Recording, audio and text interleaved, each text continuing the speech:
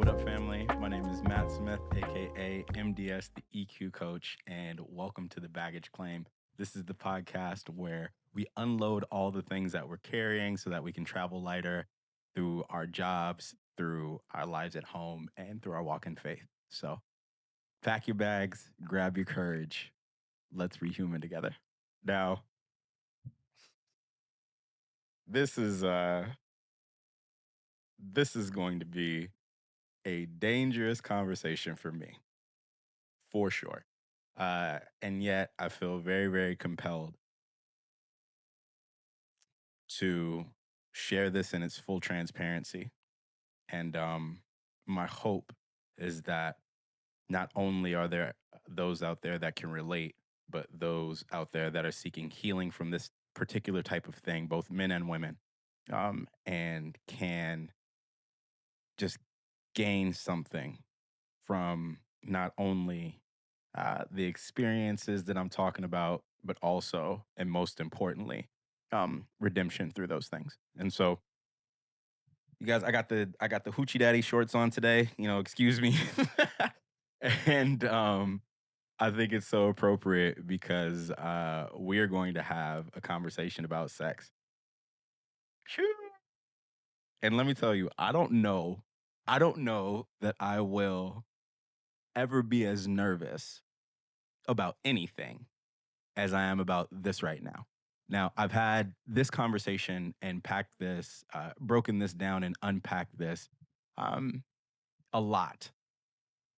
And yet I've never exposed it on a public forum before. And so I appreciate your guys' grace and patience. And more importantly, again, I think this is going to be a tremendous opportunity for healing for those of us who are ready to heal. And so let's get into it. Ah, so I used to think that I was addicted to sex, and it turns out that I was addicted to validation more than anything. And I have a very unhealthy relationship with sex. A very unhealthy relationship with sex. I'm going to go ahead and take you all the way back to the beginning of my sexual journey. Um, Now, I was sexually abused, first sexually active at around 4 years old, I think. What's interesting is that I don't think I had the typical abuse experience as most people have suffered. For most people, I think when they're abused younger, there's either a cycle of abuse or the experience itself is so traumatic in an overwhelmingly negative sense.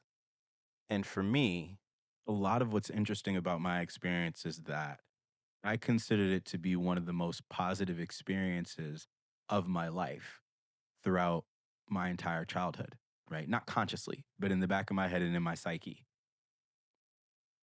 And to give some context, I was so I'm the youngest of three, right? The only boy in my family.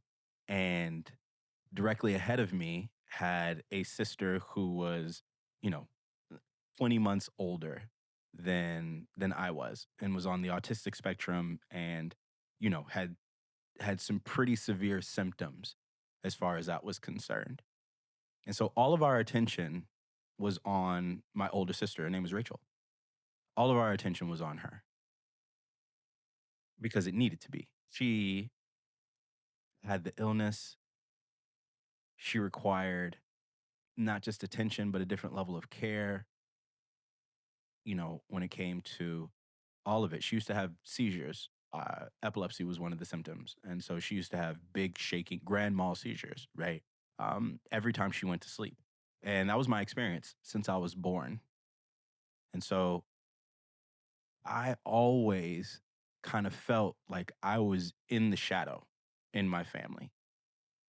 Um, my father wasn't in the home.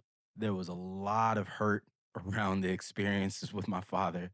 Um, I had some very angry black women in the home who were angry specifically at black men because of the gaping wound that I know my father left in the house after he left. And, you know, he's not he's not to be blamed for everything, right? He's a human being. It takes two to tango, all of that. And as I've grown and I've kind of come to understand the context of not only that situation, but the relationship between he and my mother, I can think about it now and be like, oh, it was, it's kind of obvious. That's why it didn't work out, right? But of course, those aren't things that you understand and you come to know until you grow in perspective and grow in wisdom and experience. I suppose as I got out to be an adult, it was much easier for me to relate to my father. Um, and yet, still, in all honesty, like I said, he left a very, very big hole um, in the family, and one that I felt the responsibility to fill in one way or another. Um, I always wanted to check on my mom to make sure that my mom was safe. I always wanted to play. I was very aware that I would never be a big brother, even though my older sister was um, developmentally challenged and mentally I could probably assess myself as older. There was never a way that that was ever going to be true in the eyes of anyone in the situation as far as I knew or as far as I believed. And so I experienced at a very young age, um, subconsciously, I experienced a lot of neglect and thoughts of insignificance. And just at the end of the day, thought that I was pretty invisible in the grand scheme of it all. I have an older sister who's my eldest sister is 9 years older than me, and I remember witnessing just because she's older, witnessing her and my mother having conversations frequently, and I used to always want to be the person who could talk like adults talk and commune like adults commune and those types of things and just never really felt like I could get to that level of relationship. Um and so 4 years old, um completely oblivious, and there was the moment that I dealt with being molested. And there was no real way that anyone could keep me safe from that type of thing. The way that the environment was set up and the way that things transpired, it was with someone who was close, who my mother had put in charge of us as children. And in that space, I was taken off into a private place and, the deed happened. The interesting thing about it, that was the first moment I can remember that I felt fully seen, fully cared for, fully appreciated. Like someone wanted to make me feel good in that moment. And that's how I processed it, right? I believed that this person had full focus on me and was introducing me to something that was overwhelmingly gratifying, not only from a physical standpoint, but most insidiously from a psychological and emotional standpoint. And like I've talked about in other episodes, right? We understand that the beliefs that we have start as thoughts. We attach a very strong emotion to the thought. We rehearse the thought with the emotion attached to it, and then we create a belief. And so that was exactly what happened, right? Textbook, right? Like the the sexual occurrence happened. I already had a significant emotional attachment to that moment, and subconsciously was starting to develop thoughts about my own worth and my own value and things like that. And so the deed happened, and I remember, wow, I remember uh, asking the person who was in our care, I remember asking them, can we do it again? And I have to assume that at that point, right, like that person was mortified, right? Like had to immediately deal with the repercussions of the decision that they had made and the lack of self-control and all of that. And for me, it was just again an experience that was more sensational and unlike anything that I had ever experienced before. And so that was wild. And of course, from then on out, I sought to replicate that moment as often as I possibly could. You know, I I remember watching movies that had any type of sexual scene and things like that when I was younger, and my mom being like, "Close your eyes, turn around, whatever." And me still not only being aroused, but having that direct link to the familiarity. You know what I mean? Like, oh, this is what it was. Oh my goodness, you know?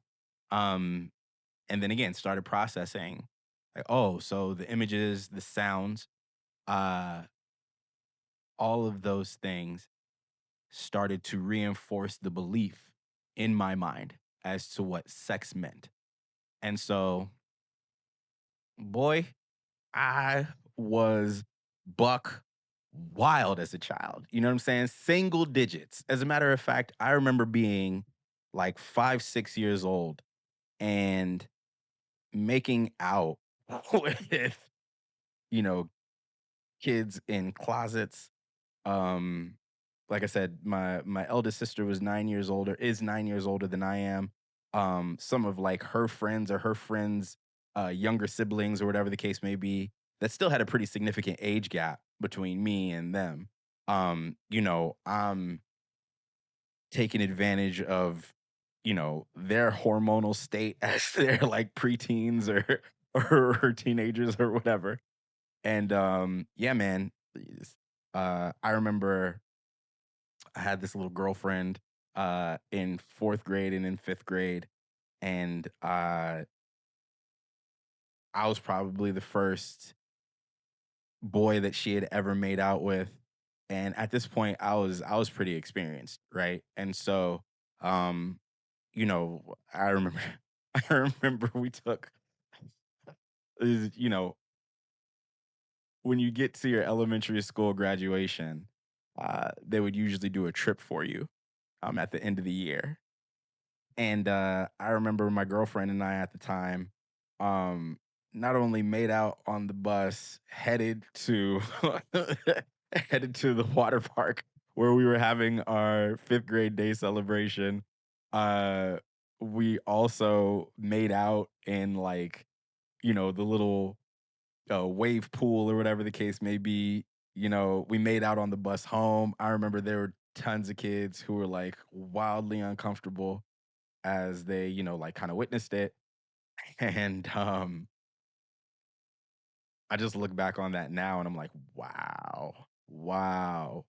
I pray that neither of my children have to walk through that experience, which is why it's so important for me to have this conversation right now and why it's been so important for me to unpack this and do the work to the point where I can have honest and transparent dialogue, very vulnerable dialogue surrounding, this subject.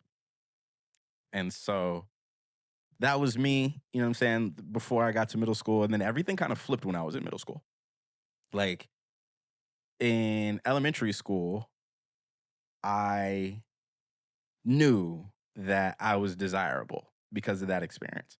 And the girlfriend that I had went to a different middle school than I did. And so, I was kind of left to myself to try and figure out how I was going to be seen as valuable, with the girls in my class or, whatever. And there was this one girl that I had a crush on. And we had followed each other uh throughout all of like our primary schooling, right? From like second grade all the way until graduation. Me and this girl went to the same school. And I remember I had this crazy crush on her, right? She was short and Hispanic and, from the hood and much more like tough and rigid and callous than I was. Um, but I just thought, I thought she was gorgeous and had all the things that I wanted, and you know what I mean, like just opposites attract in some way, right? But she never gave me the time of day, like ever. You know what I'm saying? Like she liked the bad boys, like a lot of girls who are going through that stage do, right? Like her hormones were raging, and so she wanted um the uber toxic masculine child that she could find who probably modeled and mimicked her uncles or cousins or whatever the case may be, right? And so anyway, I found myself trying to get this girl's attention and that didn't go well. And immediately started to believe that I was not desirable or not any of the right. Like I thought that I was less than, significantly less than other kids my age. And getting to like seventh and eighth grade, in seventh grade, I had a crush on this little cute blonde white girl. Her name was Justine.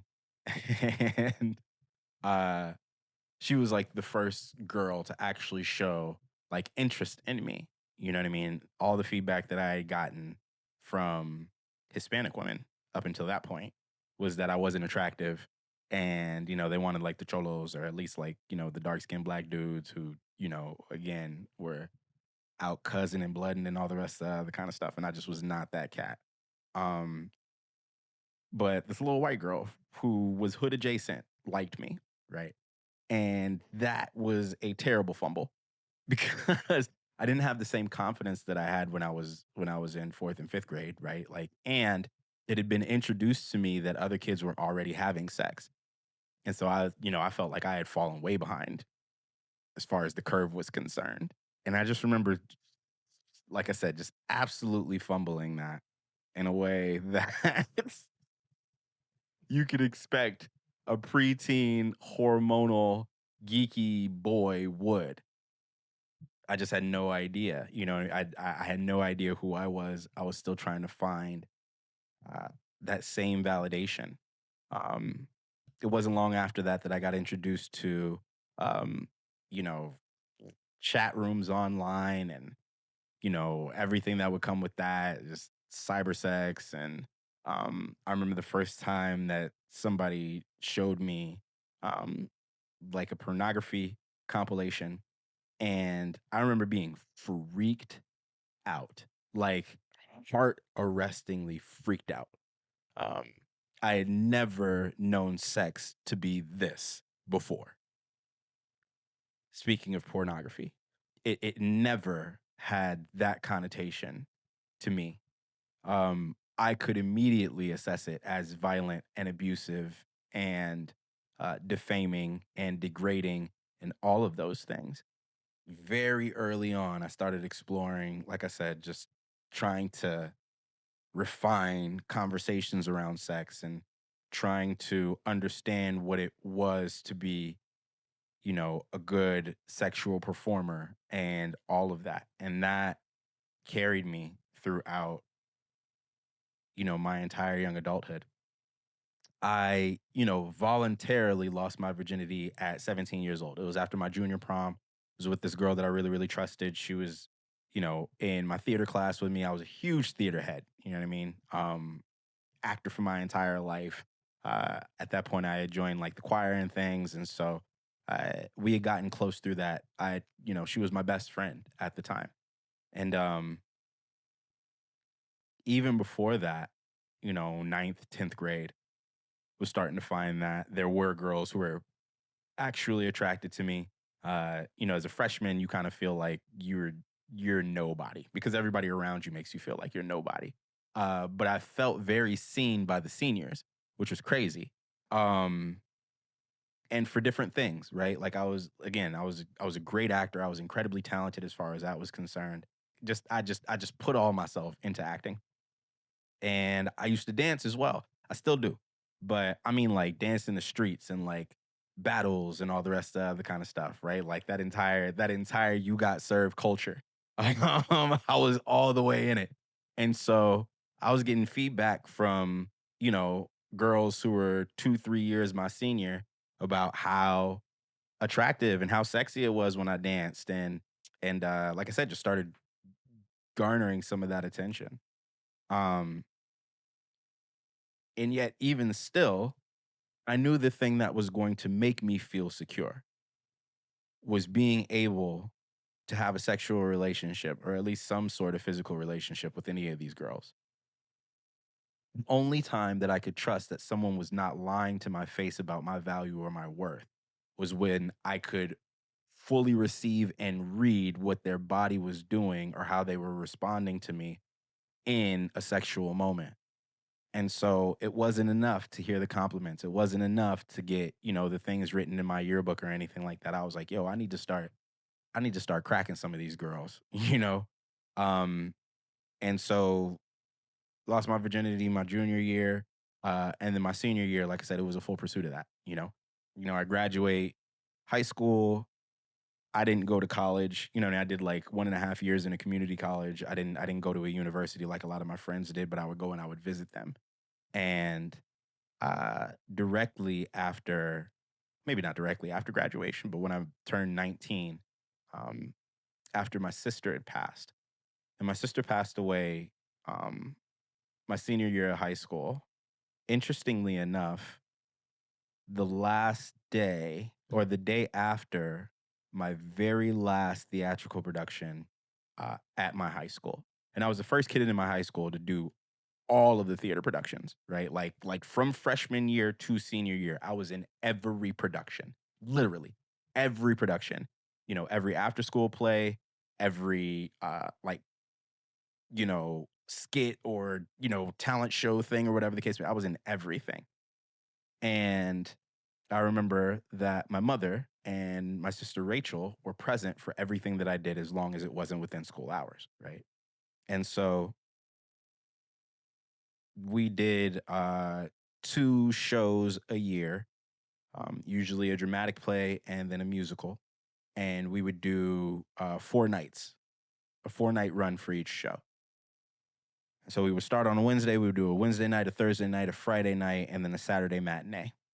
And Rachel was there for all of them. The following Sunday, she passed away, and that was such a blow, as I'm sure anybody could understand. That was such a blow. And it was for everybody in our household, right? Like I fully believed that I was going to be the person who was going to take care of my sister for the rest of my life. My mother would be taking care of her until my mother passed. And then after that, I was just going to sacrifice my life in order to be the person who was going to take care of my sister. Because again, my eldest sister, she was already working and, had a boyfriend and eventually went and started to, pursue, uh, a marriage and starting a family with her now husband and all of that. And so again, just I always associated my worth with performance. If it wasn't performing on stage, it was performing as a caregiver. If it wasn't performing as a caregiver, it was performing sexually. And those were the 3 things that I knew I was at least some kind of good at. And so anyway, my sister passes a year, some stretch later, I move out into Los Angeles. And I move in with a few guys who were like the prototypes. You know what I'm saying? Like the very stereotypical, everybody's ripped and fit and you know what I mean? these are black dudes, right? So everybody's talking about the equipment that they have and you know what I mean, the amount of girls that they smashed and you know, I'm even seeing these women and I'm like, "Oh my gosh, like yo, like these women are like models." You know what I mean? Or like these women are like women that I've seen on the internet or whatever the case may be. And just like the culture was so pervasive. It wasn't until recently that I found out that the statistics for young black males losing their virginity at a very young age, at a a destructively young age, is overwhelming. Overwhelming. Um, no wonder that the music that's made for the culture, at least in modern times, had everything to do with sex and violence. You know what I'm saying? Because you know, there's a generation of kids, multiple generations of kids, as it were, that's where they found their value. Because you know, what else is there in the hood? Everybody's broke. A lot of people are on drugs. There's a lot of latchkey kids. You know what I mean? Like one parent homes and things like that. The adults are out working and things. The kids come home and they come home to empty houses. So they find whatever that they can get into. And so again, that was kind of the environment.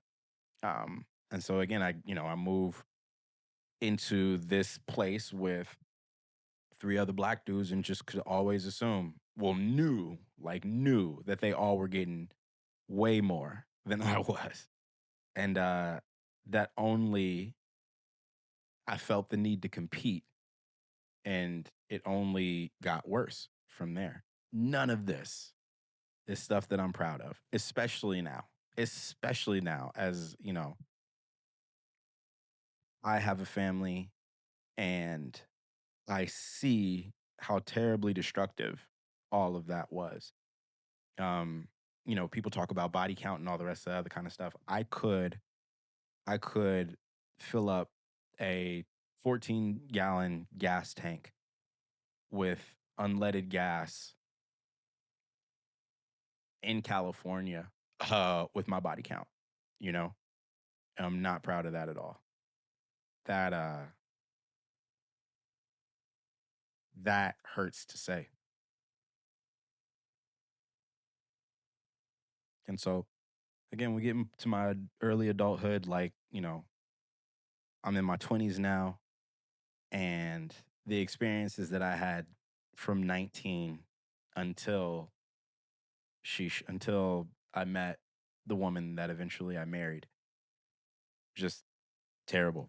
If we go into scripture and we go into Leviticus, right? This is Leviticus is the book where the laws are dropped, right? And we know that there are just numerous laws, but in Leviticus in 20 and 21, a lot of it that's outlined is sexual sin or sexual immorality. And so I'm not going to go into details, but I will say this: at least 60% of the things that are outlined in the scripture that God is like, do not do any of that. I did that at some point in time with someone, right? Um from sleeping with another man's wife, uh to um just I've done a lot. I've done a lot that I'm not proud of. Um and I'm so grateful that that's not the end of the story. I'm so grateful that through all that God still found it appropriate to bless me with two beautiful children. And more than that, that I had twins. I have a son and a daughter. And so now I have the opportunity to look at this situation from multiple perspectives, from the perspective of the person who's suffered through this thing for almost his entire life. My children are four now. Um, and I don't know what I would do if I were to come to find that either of them had to deal with something like that. I don't know what I would do. Um, I know what I have the capacity to do. I know I would I would be very, very, very tempted to kill someone with my bare hands. If I'm being, you know what I mean, if I'm keeping it a buck with y'all. Um, I'm very capable of that. Matter of fact, it wasn't too long ago that I had a client say, goodness, like your hands are so strong, I feel like you could snap my neck right now. Um, to which I replied, I could. And you know, that's not a flex at all. I don't feel like there would ever be a time in which that would be necessary. But I think about the capability of doing that, and I think about my children, and I think about my experience growing up with this, and it is certainly not beyond me.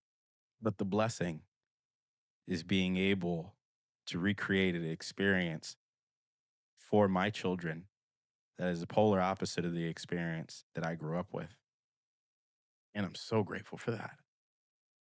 I think God knew, I know God knew that I needed a second chance.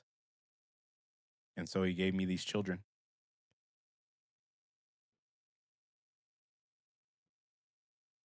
I'm doing my best not to cry on camera, y'all, because it's coming. We get from my 20s to my 30s. I spent the majority of my 20s out in Los Angeles.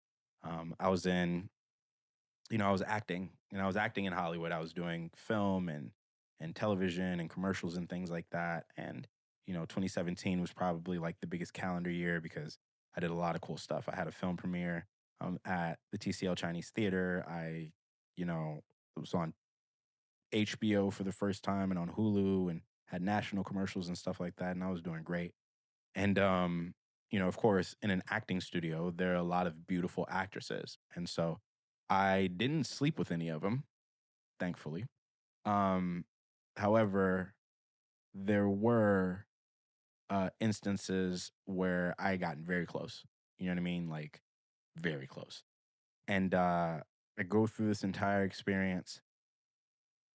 I have an instance that leads me away from Hollywood, and I go and I move into Arizona to try and start over. And came to the point where I just was so depressed and felt like I didn't have much value or nothing to show for it. Um, my dream of becoming an actor and things like that kind of dissolved after an interesting experience. Um, and I was back to trying to find my worth and figure out who I was. And I remember uh, giving my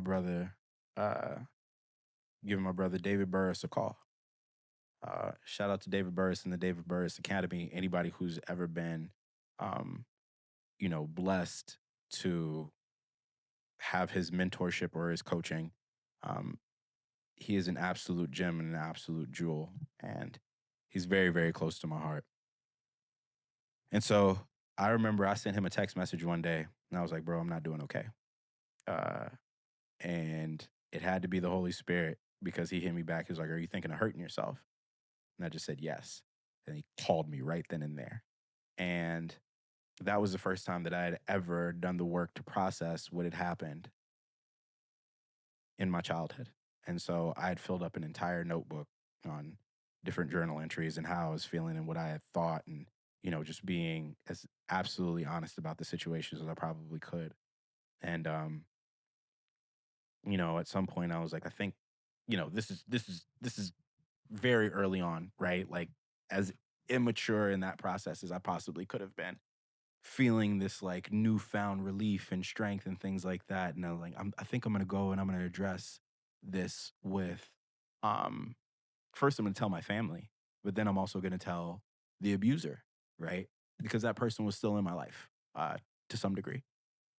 And so he just hit me with a couple of really, really great questions. And he was like, "Yo, are you prepared for that?" You know what I mean? Like the abuser could deny it. Are you prepared for what that impact would look like? Right? What if you tell your moms and she, goes off the deep end, right? Like, how are you gonna handle that?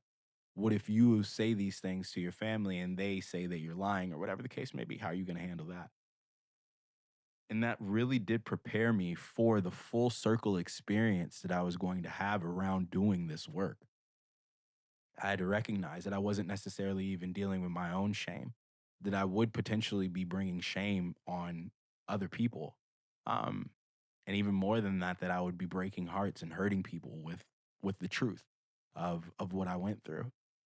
And so it took me 6 years from that point to do a lot more work, right? Going to therapy and, you know, doing personal development work and things like that, being candid about my experiences with, my partner when we met and, pretty early on being like, hey, this is a pretty major part of my life that I need you to know. And being proud of myself for being courageous enough to share it to whatever degree that I was. Uh, and yet I knew I wasn't truly healed because I couldn't go back and face the abuser. And I'm grateful to say that earlier this year, I did that. I took the opportunity to address it. Um, it wasn't like a sit down over coffee or lunch or anything like that. I recorded a video and I sent it to the person. And even here and now, I just hope that grace and healing abound from that. Because the last thing that I want is for someone to feel like they're still in bondage over something that they'd done at a time that they were ignorant and hurt, you know? Um, and so I say all that to say that it's not easy. I think when we think about sexual things, sexual sin, as it were, it's hard not to blame yourself. I was 4. There was no way that I knew or recognized anything as it was happening. And even still, for a long time, felt an incredible amount of guilt around that circumstance. And more than anything, was seeking to protect the person who had abused me. How ironic is that, right? Uh, I was focused on their well being, their mental capacity to be able to wrestle with this more than I was my own, even though this was pecking at the back of my head the idea that I should take my life because of what this moment had meant to me for my entire life had been eating away at me for a long time. Uh, and so I don't know who needs to hear this, but you are not damaged goods and you do not owe anyone the space or opportunity to evaluate you based on what your body can give them, based on whatever selfish motives that they have, regardless of the place that anybody else may be in. I need you to know that you are so loved and so seen, and you do not have to offer any portion of your heart or soul or psyche or your body to anyone who doesn't want to see who you are completely. Now, listen, it's still something that I struggle with, right? Like I haven't been promiscuous in a long time, right? Like obviously I was married, so whatever sexual gratification I was getting from her, intending to get from her, if nothing else. I think every marriage has whatever patch in which like sex is weird, right? Like, you guys just gotta find a way to like fight for your marriage rather than fight in your marriage. And sex is a huge thing for men. There, I can only imagine the amount of testimonies that there are out there of men who aren't having sex with their wives for whatever reason. And what I will say is, you will lose that man. I hate to say it that way, but you will lose that man if he can't feel close to you the way that it was designed in a marriage. you'll lose him. And you may not lose him in a day, and you may not even lose him to an affair or anything like that, but he will continue to be psychologically and emotionally checked out. And I believe, I know that men are supposed to be the thermostat in their house. So as the man behaves, so the entire house behaves, or household behaves.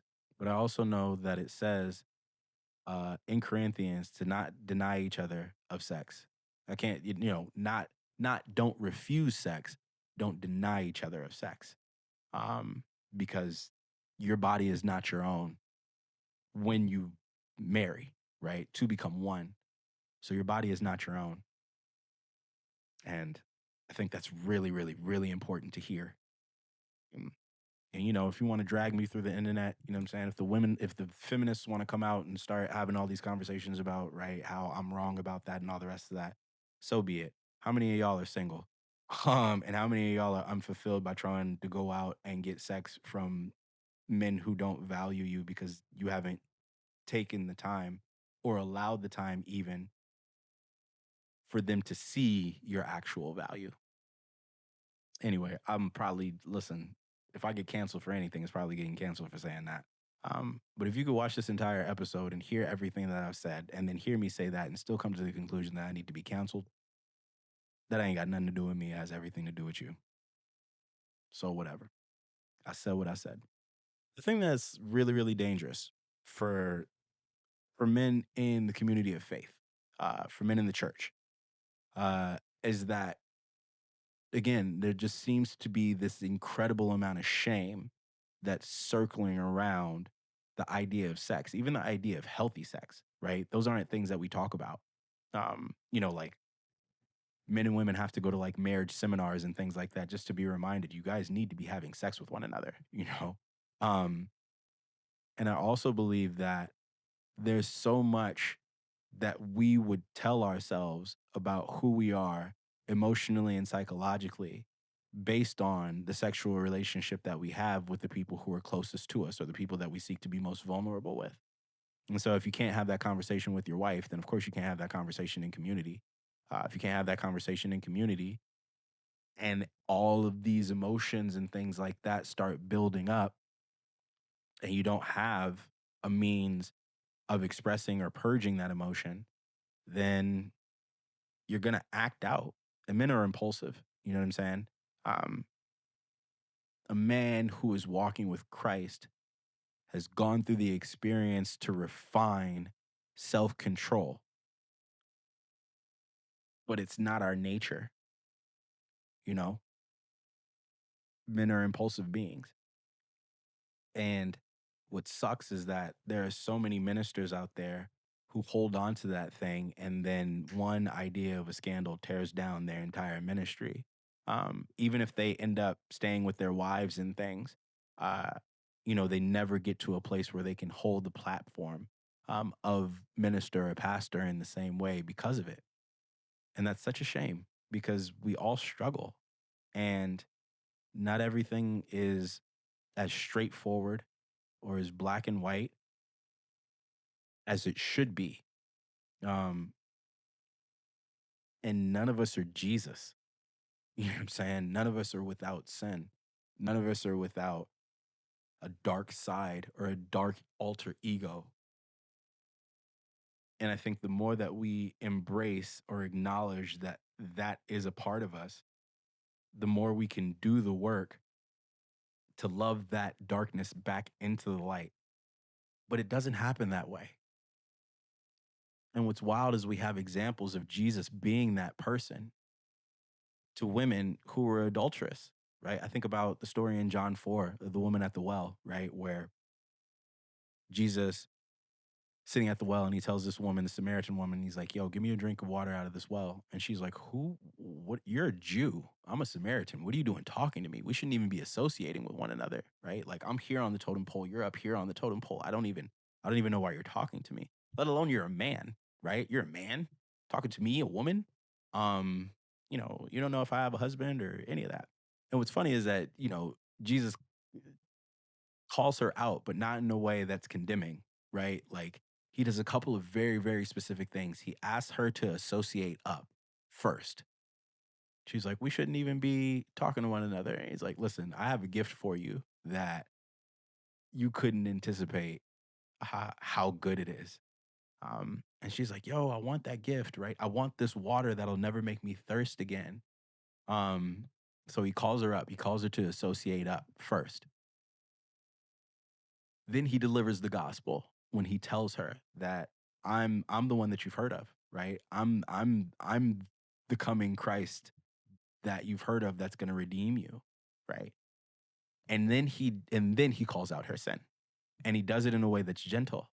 You know what I mean? He asks her, like, "Where's your husband?" And she's like, "I don't have a husband," right? And then he goes on to say, "I know. Matter of fact, you've had 5. And the man that you're living with right now, that's not your husband." But notice he didn't start with that. Notice he gave her all the good news before he got to that point. And I think so many times we think that our sexual sin is so deserving of condemnation that we imagine that Christ won't be that person for us. Especially if we talk about the world, the way that the world receives us, right? The especially in the church. Um, so quick to vilify and damn and condemn in that space rather than taking the approach that Jesus did to be like, "I see you. There's good news for you. You are saved and redeemed through it all. Now let's talk about what happened with the understanding that you're going to be okay." Right? He does that in John 4. In John 8, the very famous story of the Pharisees trying to basically catch Jesus in the most precarious predicament ever, right? Like they drag this woman out and we're like, we caught her in the act of committing adultery. And I'm like, yo, in the act? And you only caught her? Who, like, one, how did you get that intel? You know what I'm saying? That sounded like that was set up as a sting. And whoever was stinging the woman, it wasn't like you grabbed that man and was like, "Yo, like we found these two." You know what I mean? It was a setup. You know what I mean? Um, Honestly, they probably all knew that that woman was adulterous because they probably all had turns with her. I'm gonna let that sit there for a minute. Anyway, we can move on. And of course, famously, Jesus writes in the sand, and we don't know what he's writing, but there's a lot of scholars that speculate that he was writing out like the different sins that each, man had probably committed. And then he says, and this isn't a direct quote, and there's all kinds of arguments online with like, isn't the direct quote, blah, blah, blah, blah. But basically, he says, if you haven't sinned, you have the right to stone this woman. And one by one, each of them start dropping the stones and turn around, walking away because of the conviction that they felt in their heart. And then he tells the woman, he's like, "Woman, where did all these men go? Who's here to condemn you?" And she's like, "They left." And he was like, "Then I don't condemn you either." And then he says, "Go on and sin no more, lest it become worse for you." Even in that, it wasn't like he took the approach of, you shouldn't be doing that. Stay off the pole. You know what I'm saying? Like it wasn't like he took that approach. He genuinely spoke to the woman in her heart space. "Hey, I get it, but you gotta quit. And not because I say so. You gotta quit because you don't know the damage that you're doing to yourself." And understanding that I am that woman, right? Us as the church, we're the bride of Christ. So we're all that figure. And we all recognize that in some way we're adulterous, right? If Christ is to be the bridegroom and we think on all of our sin that would betray what the groom says and what the groom stands for and what the groom is committed to, then we're all that woman in that moment. And he invites us to turn around and do a different thing, not out of obligation, but out of love and respect for self first. And we can only understand and appreciate that love for self as we receive that unconditional, openly abundant with grace type of love. And so I still have thoughts, you know what I mean? I've not been to take an opportunity to be real transparent. I've not been able to watch um what people would call like hardcore pornography or anything like that for a very long time. As a matter of fact, it never really did anything for me. Um what I was always intrigued by um was the sound. Again, like I can hear the honesty. Um And so, like most productions are exactly that. They're productions and, if you know the real thing, then you know what a counterfeit is, right? And so it's like, yeah, no, that's terrible. Like that doesn't even these bills don't even look the same. You know what I mean?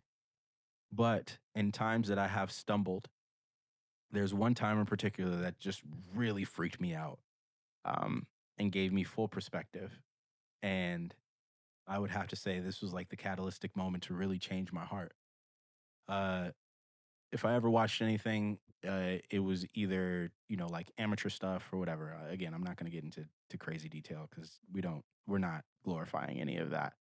But I remember that there was, and I didn't even like watch the scene. Like there's just like these like snippets or whatever the case may be, and there's these 2 that, I'm sure, right, like, it wasn't like a couple, an amateur couple doing the thing together, right? It was some amateur figure and another amateur figure or whatever the case may be.